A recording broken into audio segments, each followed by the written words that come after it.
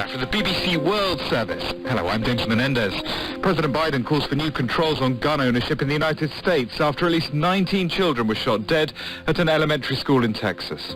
As a nation, we have to ask, when in God's name are we going to stand up to the gun lobby? The governor of Luhansk tells us that Russian troops are throwing absolutely everything at the city of Severodonetsk in eastern Ukraine. An official report on parties held at the heart of British government in breach of COVID lockdown rules has just been published. The Prime Minister Boris Johnson thinks he's off the hook. And the House will note that my attendance at these moments, brief as it was, has not been found to be outside the rules.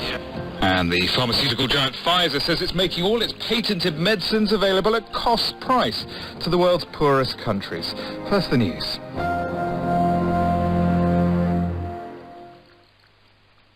Hello, I'm Moira Alderson with the BBC News. Britain's Prime Minister Boris Johnson has told Parliament he accepts full responsibility after a report into parties held in government buildings during coronavirus lockdowns criticised leadership failings. Mr Johnson, who's already been fined for attending one of the parties, apologised again but insisted that he had not misled Parliament.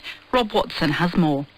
The report says many of the gatherings were not in line with COVID restrictions and blames them on failures of leadership and judgment in 10 Downing Street and beyond. In response to the report, Boris Johnson apologised but said the gatherings had to be seen in context, given how many thousands of people work in government and how few of the events were found to have broken regulations. He also insisted he had not misled MPs when he previously told Parliament no regulations had been broken. But crucially, few of his own Conservative MPs have spoken out against him. But the opposition Labour leader, Sir Keir Starmer, said the report had laid bare the arrogance that had spread through Number 10. Those within the building treated the sacrifices of the British people with utter contempt.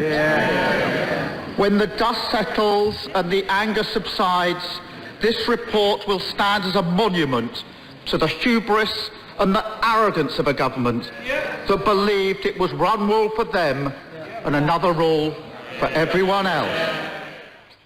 The US pharmaceutical giant Pfizer has announced that it will sell some of its patented drugs at non-profit basis to 45 of the world's poorest countries.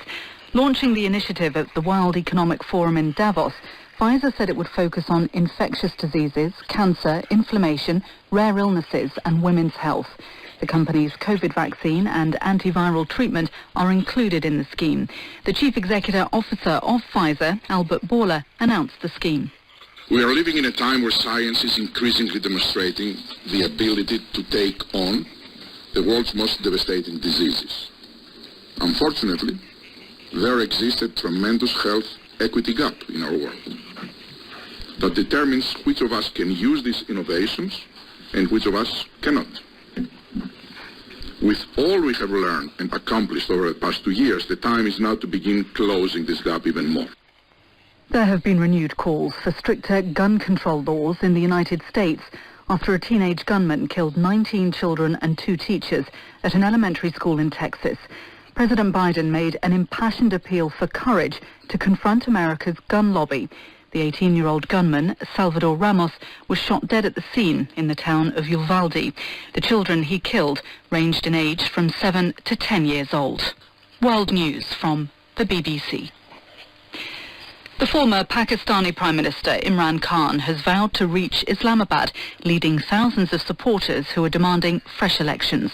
Addressing them from a truck on the road to the capital, Mr. Khan said, "No one can stop us." Sanjay Dasgupta reports.